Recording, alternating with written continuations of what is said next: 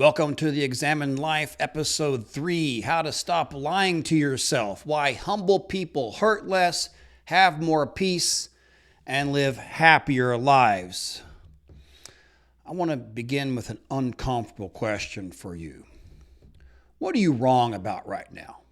Go through all your beliefs and your whole belief network. What beliefs do you have that you're wrong about? Not ones that you used to be wrong. I'm not talking about 10 years ago. I mean, beliefs that you think are true right now that are actually false. What are they? I mean, you admit you have them, right? Nobody has 100% true beliefs in their minds. Of course, we all have erroneous beliefs in our whole, belief set. Admit that, right? Given what you currently believe with complete confidence that isn't in fact true. So here's the thing. You know you have false beliefs right now, but you can't list them. And the reason why you can't list them is because if you knew what they were, you'd have already changed it. You wouldn't think true what you knew to be false. You see? So we all have these false beliefs that we think they're true, right? I do, you do, but you can't point to them. You see the problem. Think about that.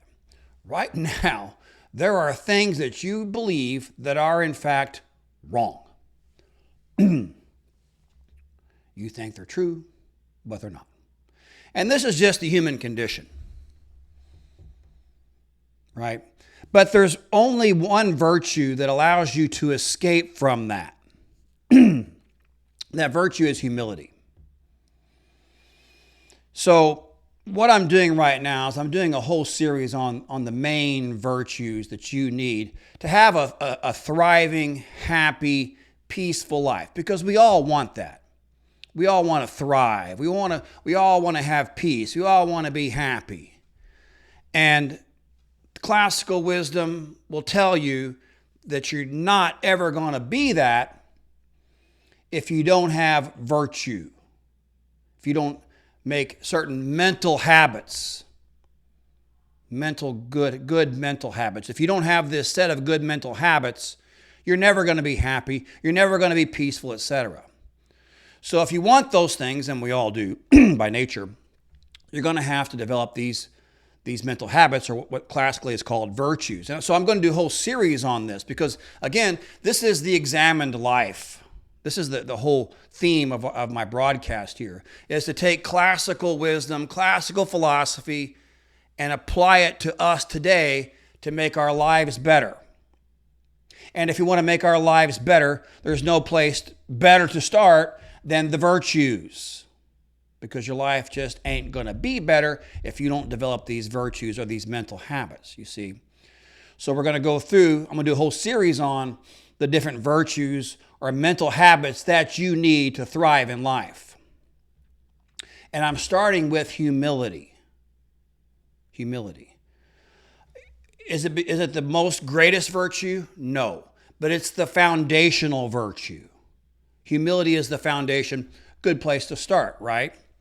In the medieval world, they would make these diagrams called a tree of happiness, or you might call it a tree of virtue, and it would have the virtues kind of like on a tree-like structure. But the virtue always at the bottom was humility. That was the root of the tree, and there'd be the cardinal virtues up here, and they put the 3 theological virtues at the top. So you got this tree structure, you can imagine that. But the root of the tree was always virtue, the root of the tree of happiness. There could also be a corresponding tree of sadness and destruction. The root of that tree is pride. You see, so going back to the tree of happiness, what I'm talking about, humility is the base. It's the foundational virtue. It's a good one to start with, right? Because if you don't have humility, you can't have the rest of the virtues. Nothing else grows without humility. Why? Because you can't work to acquire a virtue that you don't even think you lack, right? The man who thinks he already is courageous, he's not going to work on courage. The man who thinks he already is just, he's not going to bother looking at any unjust thing he did. He already thinks he's just. The man who's certain he already knows enough isn't going to work on learning more, you see. So you got to have the right starting point. You have to be humble and realize you need to grow in certain areas. You need to learn about certain things so you can grow. Only a humble man can do that. So humility is not just one virtue among many. I'm putting it here first because it's the root of that medieval tree. It's the foundation upon which all the other virtues grow. Without humility, growth stops. With humility, every other virtue becomes possible. So everything else we discuss in this series on virtue starts here with humility, and that's what I'm going to cover today. First, we're going to talk about what humility is and why a lot of people misunderstand it. We're going to talk about why humility is one of the surest paths to peace of mind. Humility is one of the surest paths to peace of mind. Why humble people hurt less, they recover faster, and they live happier lives. You want that, right? You want to hurt less. You want more peace of mind. So do I. You want to recover faster and live a happier life. We all want that. Humility, I'm going to say, is the foundation, the starting point for that. Then we're going to talk about, thirdly, 2 ways you can fail in humility. Most people think there's only one, but there's actually 2. Then we're going to look at examples, or at least what a humble man looks like, so you can put that in practice, because he might not be anything like the person you're imagining. And then finally at the end, we're going to put up, this is the Examine Life. I'm going to give you a practical plan that you can use to cultivate humility. I'm going to give a plan to you so that you can start living a better, happier life through this foundational virtue of humility. I'm going to give you just a practical daily practice that will develop this virtue, proven over the centuries. So let's start with that first thing. What is humility? You always got to start with defining your terms, because humility is not, I'm just going to think poorly of myself. That's not what humility is. The real definition is this. Humility is the habit of having a realistic and modest view of your own skills, abilities, and importance. The habit of having a realistic and modest view of your own skills, abilities, and importance. It's characterized by things like an openness to learning, a willingness to acknowledge mistakes, and a lack of arrogance or excessive pride. But notice the big load-bearing word in that definition, realistic. Humility is based upon realism, a realistic and accurate view of who and what you are. Not overinflated, not underinflated. Right? That's the crucial correction, because humility is not just demeaning yourself. It's about seeing yourself accurately and truthfully. St. Bernard of Clairvaux, he wrote in the 12th century, he defined humility as the virtue by which a man comes to know himself truly. So humility is seeing yourself as you really are, right? It has to be accurate. It has to be based on reality and truth. So if you got a good surgeon who says, well, he's trying to be humble. I'm not really a good surgeon. He's not humble, he's lying. And by the way, if you're on the table, his table, that's not a virtue anyway, right? Humility recognizes the truth. Now, Thomas Aquinas thought that humility was a type of temperance. And in particular, this particular desire humility governs is the desire for your own excellence. That can be excessive. We can fall into pride, right? The desire is not bad to want to be excellent, but it can be excessive. We've all done this. So humility puts a brake on that. We're not trying to eliminate all your ambition here. On the contrary, we're just trying to govern it properly according to what it really is. So again, that full definition, humility is the habit of seeing yourself exactly, accurately, who you are and what your abilities really are, and not needing to be more than you are. This is extremely important. It's extremely important for your happiness and for your peace of mind. This is why humility matters. The reason why you need to know about this is that being more humble will make you a better and happier person. Let me say that again. Being more humble will make you a better and happier person. You may ask why. Well, I'm going to give you 3 reasons why. Number 1, humility is the necessary precondition for learning anything. For having any kind of growth, you have to first be humble. You have to realize, I don't know that yet. I'm not that good yet. I don't have that level yet. You see? If you're too prideful, you think you're already there. Humility is like, I don't have this sort of excellence yet. I have to learn, I have to train, I have to become, I have to improve, I have to grow. See, if you don't have that humble beginning, no growth or learning is possible. Number 2, I love this one. Humility gives you peace of mind. Do you want peace of mind? Do you want what the Latins call tranquillitas? Of course you do. We all want peace of mind. We all want to minimize our negative mental feelings and emotions. We don't want to be depressed. We don't want to be worried. We don't want to be scared. We want to have peace of mind. Humility helps you do that. Because if you're always trying to live this overblown, inflated view of yourself, it takes a lot of work. It takes a ton of work to be prideful. You got to defend yourself constantly, right? Every critique is a threat. Everything is kind of a slight against you because you're all puffed up. Every other man's success is somehow an affront to you. Oh, shoot. He's getting better than me. Oh, my gosh. My inflated bubble self is going to pop. There's no peace of mind there. If you drop the self-inflation, you drop the exhaustion that goes with it. So when you're humble, you get to stop trying to be perfect all the time. Another good reason to be humble. Another reason is that humility makes you more durable. More durable.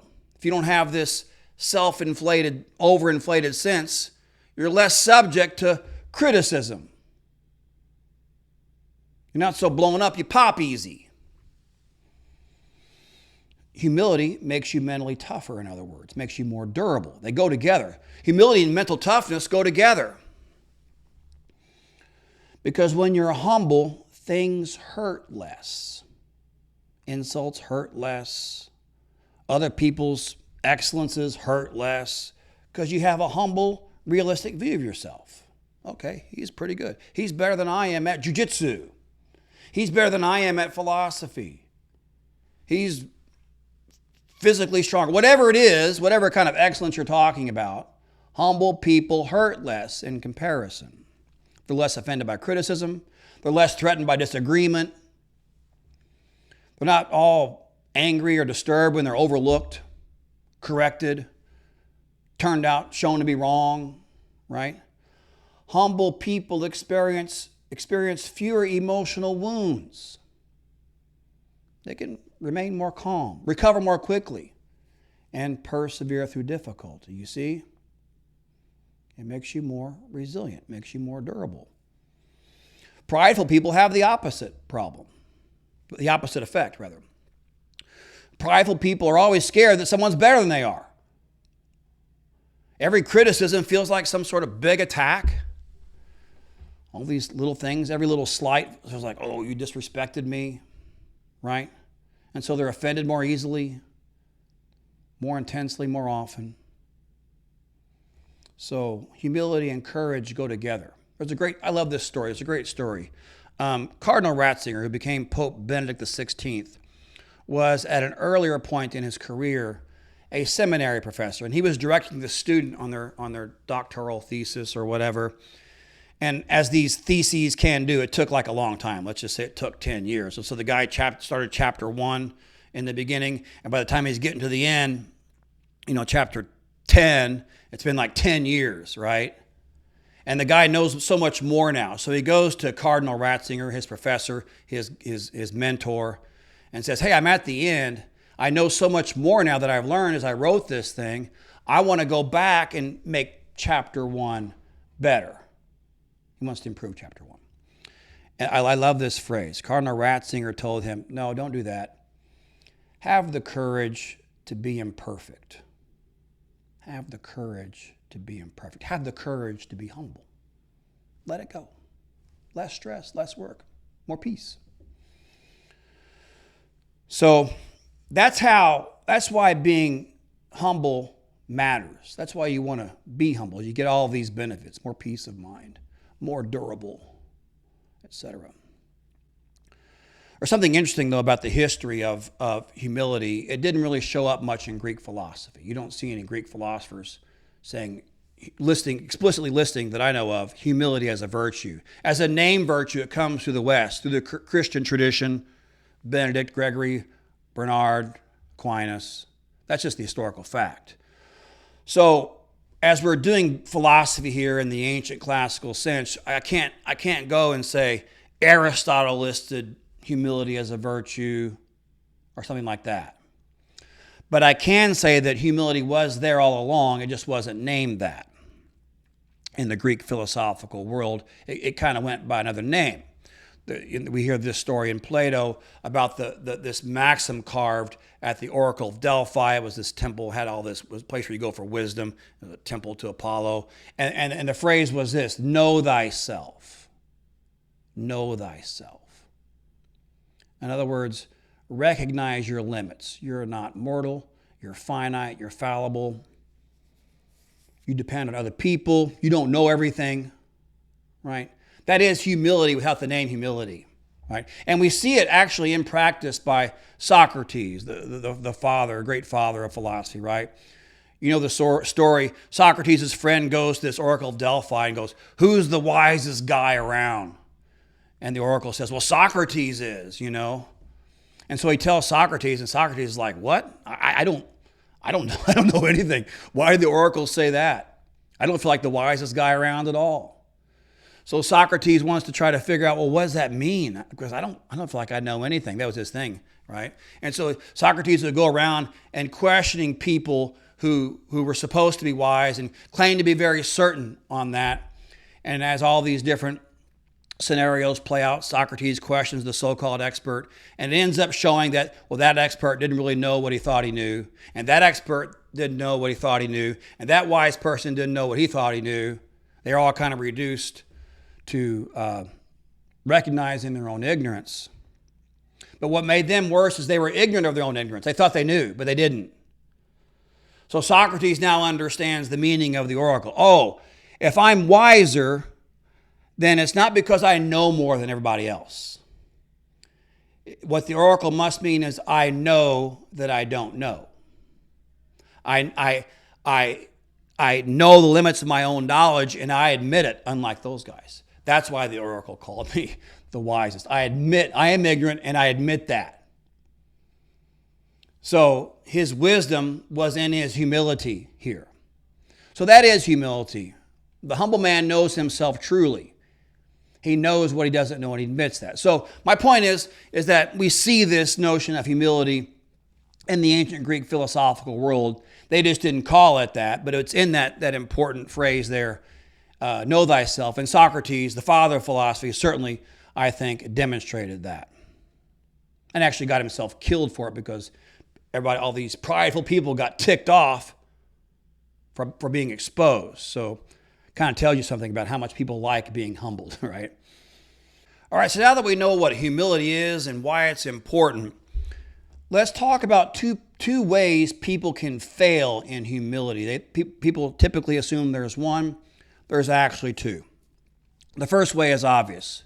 Pride. Having pride is a failure to have humility. Showing off, vanity, boasting, conceit, egotism, haughtiness, exaggerating your own self-importance. Pride is definitely a vice, the opposite of humility.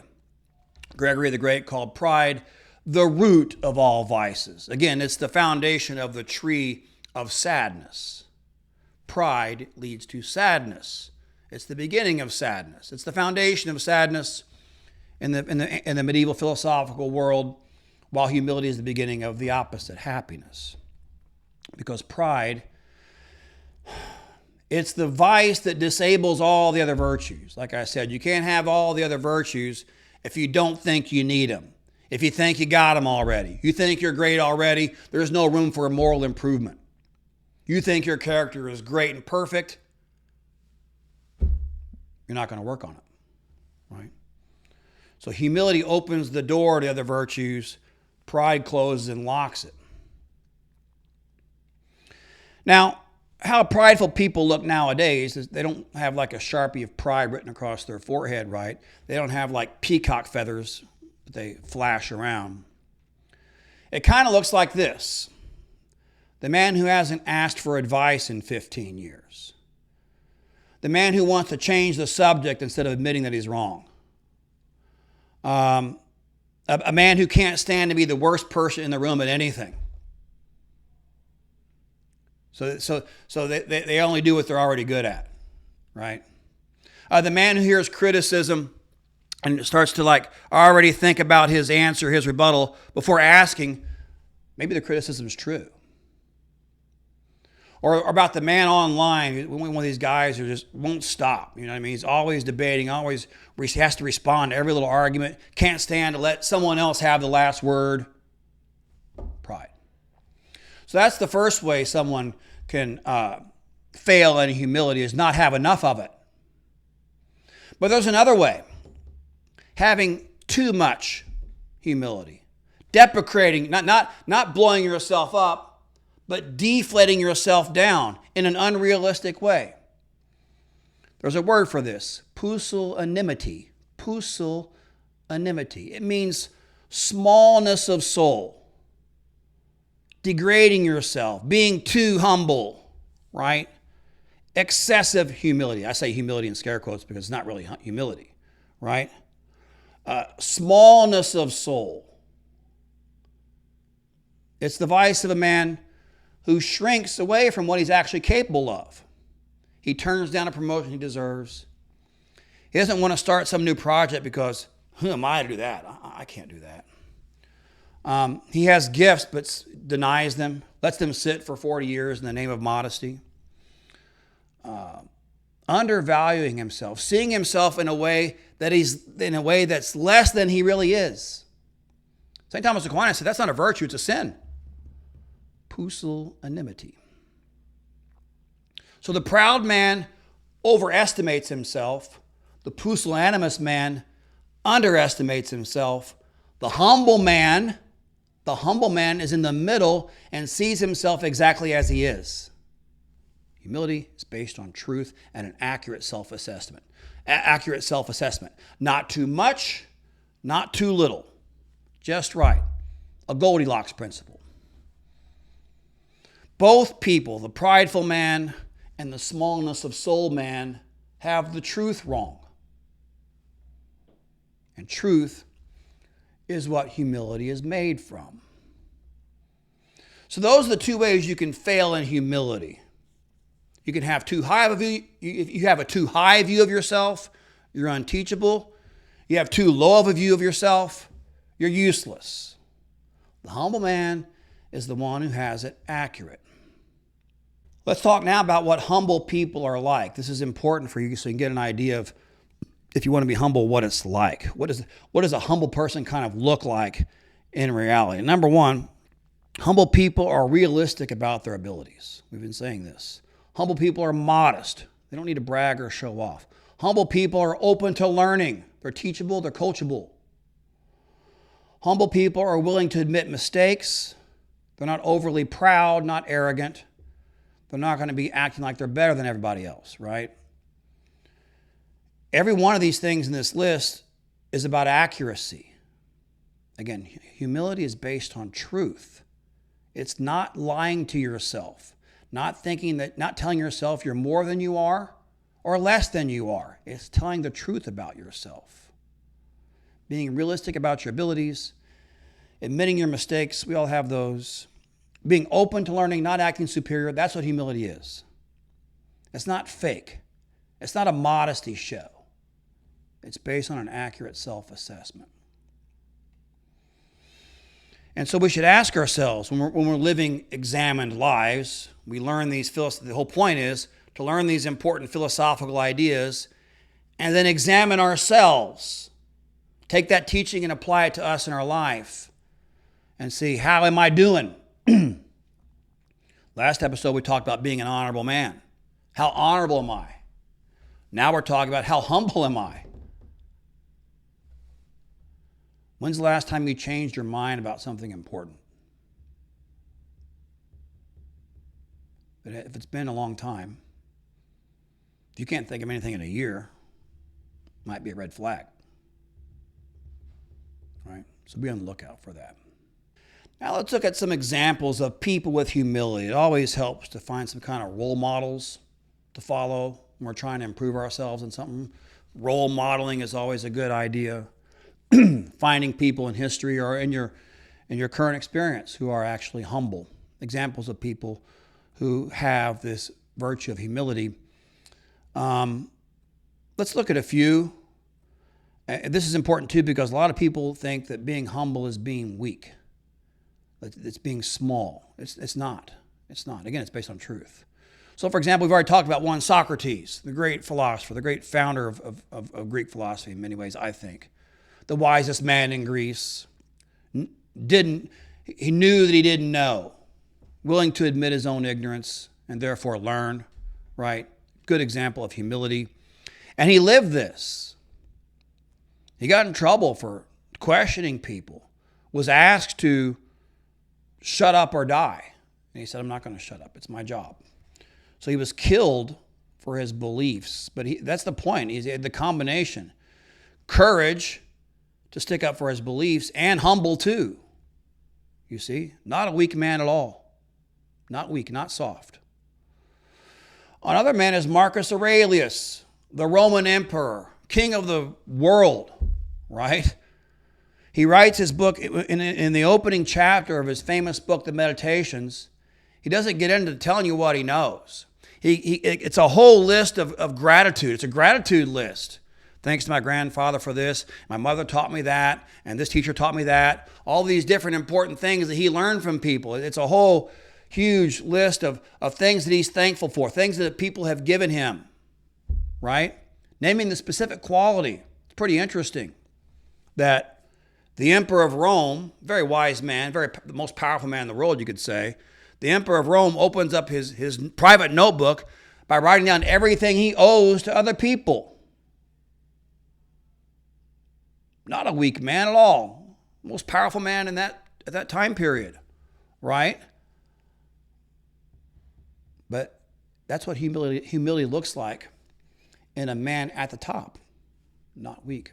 Another one, Thomas Aquinas, one of the most famous philosophers and theologians in the Western tradition. Apparently he was very heavy and also very quiet. An introvert, didn't like to talk a whole lot, quiet and heavy. So some of his classmates had a nasty nickname for him, the dumb ox. He wouldn't talk much. He's big. Thomas, you're a dumb ox. He wouldn't even defend himself. He's a dumb ox. His teacher, St. Albert the Great, said, yeah, dumb ox, right, dude.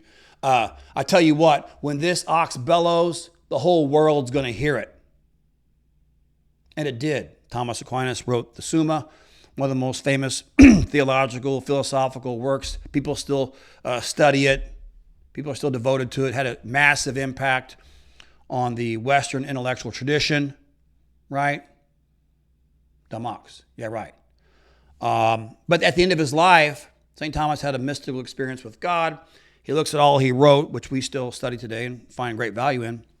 And he says, after what I've seen, all my works are straw. Straw. Humility. Great intellect, but still humble. Not a weak man at all. Right? The greatest theologian, one of the greatest theologians in the history of the West. Talking about the greatest work of his life, he calls it straw. So those are some examples of people with humility. And of course, you could go on and on. There's just the quiet man you never heard of who lives out his life in humility. And there are no great books or monuments dedicated to him. but still a humble man all the same. All right, let's get to the good part now. I hope I've convinced you on the importance of becoming humble, developing this virtue of humility so that you can live a happier life. How can you do that? What if you're sort of arrogant already, right? Or maybe you're the opposite. Maybe you're more pusillanimous. Regardless, here's how you can train yourself to be humble. Again, these are all learned skills. They're all mental skills, mental habits that you can develop. You don't have to be born with humility. It's a learned skill. There are things you can do to grow in this virtue. So I'm going to give you a plan today. It's a 3-step plan.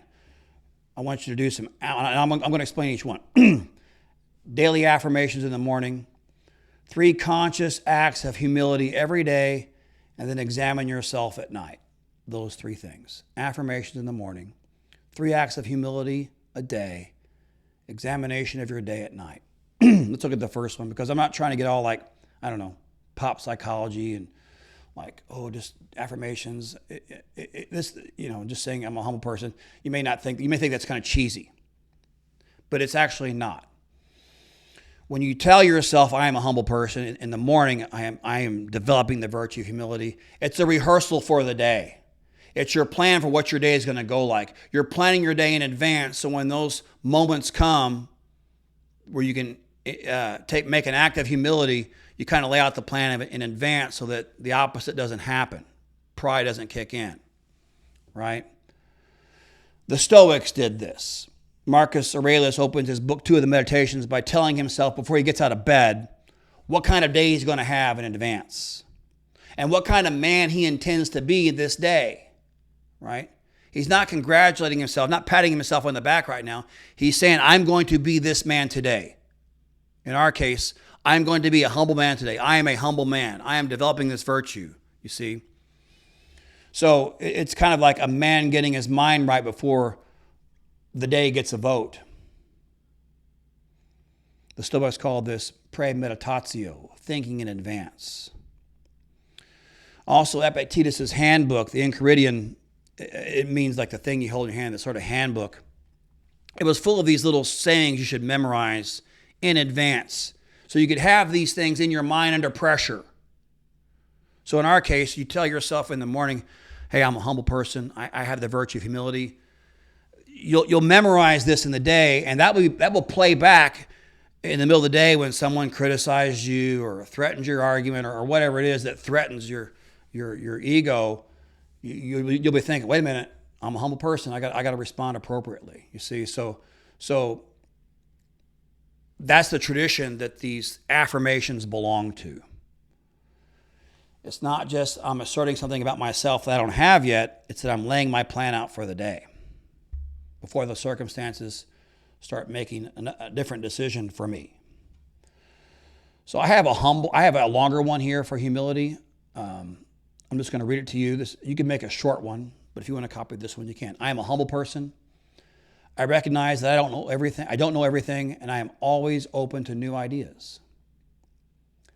I always seek feedback, instruction, and correction from others who know more than I do.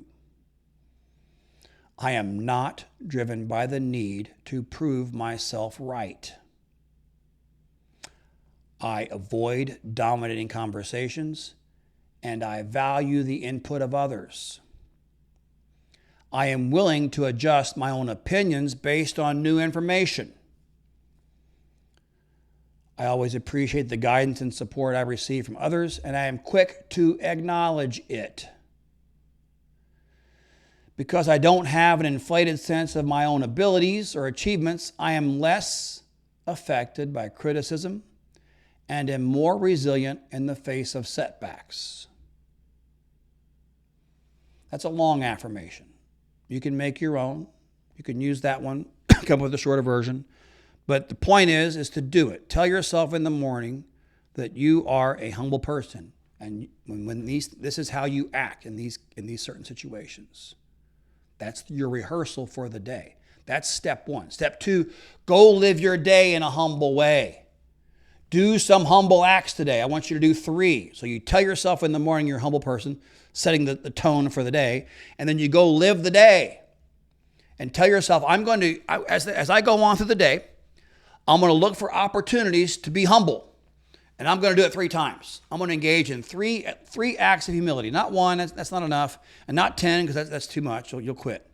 But just 3, okay? 3 acts of humility every day. Why? Because as Aristotle said, we become virtuous by doing virtuous acts. We become humble by doing humble acts. Not just thinking about it, not just watching a podcast on it, but by doing humble acts, we build that mental habit. Acts build habits. Habits build character. Character determines your life. So every morning, decide that I'm going to do 3 acts of humility today, before the day is over. Then go look for them, some places to look. Acknowledging other people's contributions.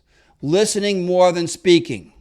Seeking feedback. Admitting your mistakes. Serving others. Taking the low place. Let things go unanswered. Don't be trying to defend yourself all the time. Be a beginner again. Take up something new. Do some martial arts. Anyway, do 3 things every day. 3 acts of humility every day, and the next day, and the next day, and you will develop a habit of this. So in the morning, affirmation of a humble person. Throughout the day, 3 acts of humility. At the end of the day, before you go to sleep, take 60 seconds. Examine your day. Was I humble today? What 3 things did you do? Well, I did this and this and this. Oh, wait. Okay. Yeah, I messed up here. I was prideful. Got it. Acknowledge that mistake. Be humble. Acknowledge that mistake and do better the next day. So it's basically like this. Your whole life is broken down to a series of days. So if you want to be humble, take it one day at a time. I'm going to take today. I'm going to tell myself I'm going to be humble. I'm going to go out and be humble 3 times. And then at the end of the day, I'm going to examine my day and make sure I did it or see where I messed up. That is a plan that will work. That is humility as a daily operation. It will work. It will build that virtue over time. Not tomorrow, but over time. You'll become a more humble person and a happier person with a more peaceful state of mind. It'll be great. So let's go back to that question I started with. Let's kind of wrap this up and go back to that opening question. What are you wrong about right now? You're wrong about something. You still can't answer it, and I can't either. Okay? It's not a failure of effort. It's not something you can overcome by knowledge. It's a recognition of our human condition. We are finite, fallible creatures. That's the starting point of humility. Doesn't matter how smart you are, right? Humility is that foundation. It sits at the root of the tree. It's the foundation for all the other virtues. Foundation for all the other mental habits you're going to need to live a happier, more tranquil, more peace of mind life. We start with humility. It's the root of that tree. So start working on it today. Examine your life by examining your day. 3 acts today, 3 acts tomorrow, 3 acts the next day. That's how a man is made. Not once, daily. This has been the Examine Life. Vita Examinata.